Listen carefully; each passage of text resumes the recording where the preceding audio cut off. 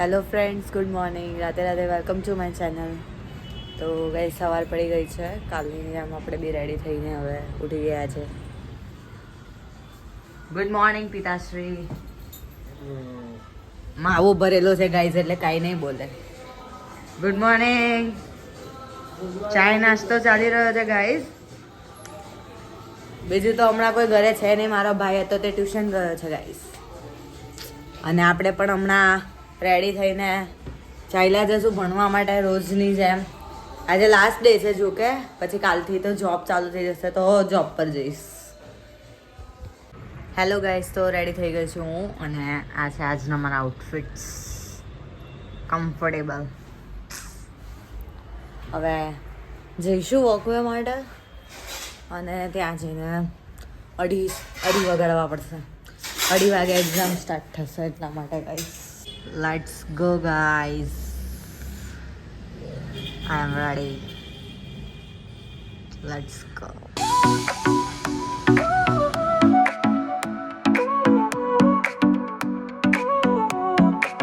Sol y arena, oh so bright, baila conmigo toda la night. El ritmo suena, can you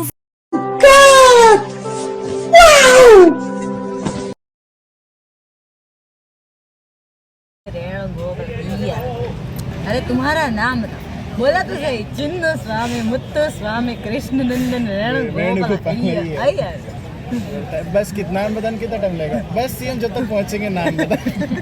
hello guys, તો ઘરે આવી ગઈ છું.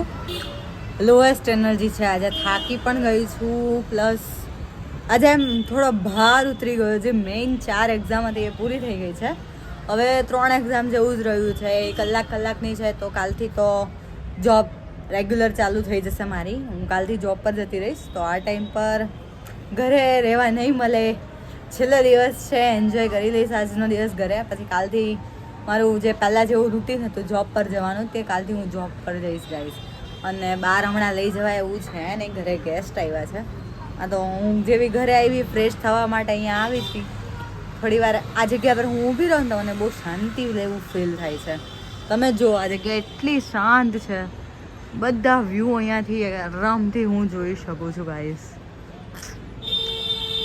એક તો આવી ઘરમાં પ્લેસ હોવી જોઈએ કે આપણને આમ શાંતિ મળે, એકાંત મળે, કે આપણે આપણી સાથે જ વાતો કરીએ, આપણી અંદરની ફિલિંગ્સ પોતાને જ શેર કરીએ ગાઈસ. થોડી વાર અહીંયા ઊભી રહીશ, પછી કાલની એક્ઝામને થોડી પ્રિપેરેશન કરીશ, કેમ કે કાલે ઓફિસ જઈએ તો મને કંઈ વાંચવા નહીં મળે. એટલે હું આજે ઘરે જ અહીંયા પ્રિપેરેશન રાત સુધીમાં જેટલું થાય એટલું કવર કરી લઈશ. પછી કાલે તો ડાયરેક્ટલી એક્ઝામ આપવા માટે ત્યાંથી જ કલાક માટે નીકળી જઈશ, ઓફિસથી જ. તો મળીએ આપણે પાછા. હેલો ગાઈસ, તો હવે હું થોડીક વાર મારા ભાઈની મજા લેવા માટે બહાર આવી છું. એને ખબર નથી.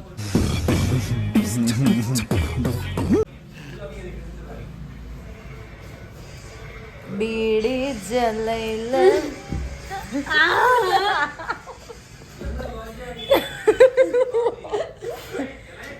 ગાઈઝ, અમે લોકો થોડો મસ્તી કરતા હતા. અમારા મેડમ જરા ગુસ્સે થઈ ગયા એ મસ્તીમાં. હવે અમને મનાવવા પડશે. દેવભાઈ મનાવશે. અમે શું કામ મનાવ્યો? અમે થોડી ગુનો કર્યો છે કંઈ. બરાબર કે નહીં ગાઈઝ? હું છું જ નહીં વાંકમાં. બધો વાંક આ છોકરાનો છે. આ છોકરાને લીધે બધું થયું છે. અને હોસ્ટેલ મારે છપરી છાવ એક નંબરનો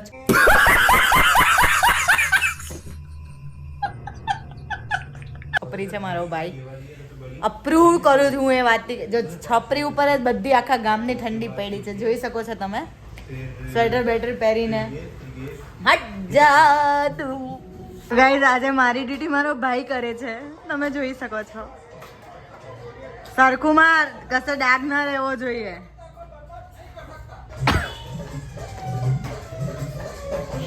વેરી ગુડ. આ જ રીતે તો તું સક્સેસ થઈશ તારા કામમાં.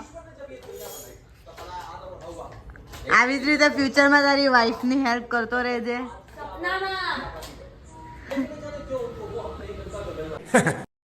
વાત તો સહી છે. તમે કઈ કહેવા માંગો છો કાંતાબેન? તમારે કઈ કહેવું છે? દેવના પ્રત્યે 2 શબ્દો બોલવા માંગશો?